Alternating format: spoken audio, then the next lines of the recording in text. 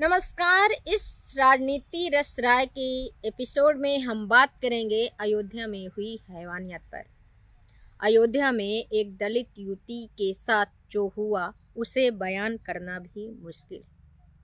दरिंदगी, वहशियत, हैवानियत, कोई भी शब्द छोटा पड़ जाएगा। युवती के परिवार वालों के मुताबिक दारू पीकर रेप किया गया, आंखें फोड़ दी गई, स्तन काट दिए गए, गुप्तांग में डंडा डाल दिया गया। ये लोग इंसान नहीं, हैवान भी नहीं, इससे भी बदतर कुछ और ही हैं। लेकिन सवाल ये है कि ये सब हुआ कैसे? ये दरिंदे इतने बेखौफ क्यों हैं? और सरकार, प्रशासन, समाज इतने लाचार क्यों हैं? मामला अयोध्या जिले के भीखापुर थाना क्षेत्र का है।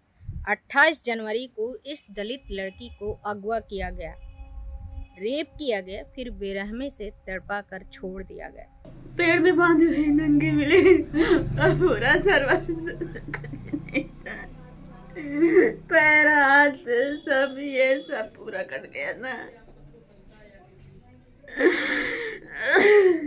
आग भी निकाल लिए थे। पुलिस इसमें किस तरह से सहयोग कर पाई? शुरुआत में तो पुलिस को आप लोगों ने जब कहा, 2 बार आई, 3 बार पुलिस आई, बस फोटो खींच के वो जब आती थी तो कहती थी जाकर ढूंढ के लेके आओ, जाओ वहाँ चले जाओ, वहाँ चले जाओ, और वो वहीं खड़ा रहता था और हम ही लोग को चिल्लाता था। परिवार वालों को लटकती हुई लाश मिली, परिवार रोता रहा, पुलिस पर दबाव बनाया, लेकिन केस दर्ज में लापरवाही हुई। हमेशा की तरह पहले पुलिस ने गंभीरता नहीं दिखाई, एफआईआर दर्ज होने में देरी हुई। जब मामला बढ़ा तब जांच के आदेश दिए गए और अब वही रटी रटाई बातें। दोषियों को बख्शा नहीं जाएगा। क्या वाकई बख्शा नहीं जाएगा? सूचना पाते ही तत्परता से पुलिस के द्वारा मुकदमा पंजीकृत कर लड़की की खोज हेतु 2 टीमों का गठन किया गया। आज सुबह जानकारी मिली है कि लड़की का शव एक खेत में मिला है। सभी वरिष्ठ अधिकारी व फॉरेंसिक टीम के द्वारा मौके पर जाकर के जो भी साइंटिफिक तथ्य वहां से इकट्ठे हुए हैं उनको एविडेंस को इकट्ठा किया गया है। प्रथम दृष्टया घटनास्थल देखने पे ऐसा प्रतीत हो रहा है कि हत्या की घटना उस घटनास्थल पर कारित नहीं की गई है और हत्या की घटना कहीं और करके शव को ला करके वहां डिस्पोज किया गया है। वर्तमान में 3 टीमों का गठन किया गया है। एक संदिग्ध को हिरासत में लेकर के पूछताछ की जा रही है और अभी तक जो कुछ हमारे सामने साक्ष्य संकलन हुआ है उसके क्रम में घटना का शीघ्र अनावरण कर दोषी को फास्ट ट्रैक कोर्ट के माध्यम से कठोरतम सजा दिलाई जाएगी। अगर यही लड़की किसी अमीर परिवार की होती, किसी बड़े जाति के घर की होती, किसी राजनीतिक नेता की होती, तो भी क्या पुलिस ऐसे ही लापरवाह रहती? क्या सरकार ऐसे ही चुप बैठी रहती?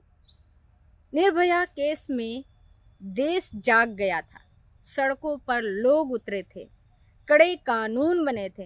हाथरस में एक और दलित लड़की के साथ यही हुआ, लेकिन परिवार को ही चुप करा दिया गया। उन्नाव में क्या हुआ? उन्नाव में रेप की सामना करने वाली लड़की को ही जिंदा जला दिया गया। आखिरकार दलित लड़कियों को न्याय कब मिलेगा, या ये सब सिर्फ आंकड़ों में दबा दिया जाएगा? लड़कियां डर जाएं, घर में बैठ जाएं। आखिरकार ये कौन सा संदेश देना चाहते हैं कि लड़कियां घर से बाहर ना निकलें, उन्हें पढ़ाई लिखाई छोड़ देनी चाहिए, कहीं नौकरी या काम पर ना जाएं? क्या ये चाहते हैं कि हर माँ बाप अपनी बेटी को बाहर भेजने से पहले 100 बार सोचे? ये संयोग है या साजिश? कुंभ में भगदड़ होती है, उसमें इंसानियत दिखाने वाले मुसलमानों पर सवाल उठते हैं, और इसी बीच अयोध्या में इस लड़की के साथ दरिंदगी होती है। क्या इस खबर को दबाने की कोशिश की जाएगी?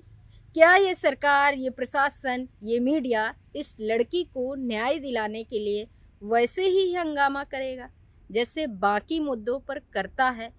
महाकुंभ में जिस तरह से कवरेज हो रही है, आंकड़े गिनाए जा रहे हैं नहाने के, या फिर ये मामला किसी और बड़ी खबर के शोर में दब जाएगा? क्या न्याय मिलेगा या सिर्फ रोने धोने की नौटंकी चलती रहेगी? ये अब सवाल यह है कि इस लड़की को इंसाफ कौन दिलाएगा? सरकार जो सिर्फ भाषण देती है, नेता जो लड़कियों को सुरक्षा पर बड़ी बड़ी बातें करते हैं और फिर चुप्पी साध लेते हैं, या समाज जो 2 दिन शोक मनाएगा फिर और मुद्दे में उलझ जाएगा। लड़कियों के नाम पर राजनीति करने वाले कुंभकर्णी नींद से जागो, वरना जनता तुम्हें भी सड़कों पर घसीटेगी। और लड़कियों, अब इन सरकारों से, इन नेताओं से, इन खोखले कानूनों से उम्मीद छोड़ दो। अब खुद को लड़ना होगा, खुद को बचाना होगा, अपने हक के लिए आवाज उठाओ, किसी के भरोसे मत बैठो।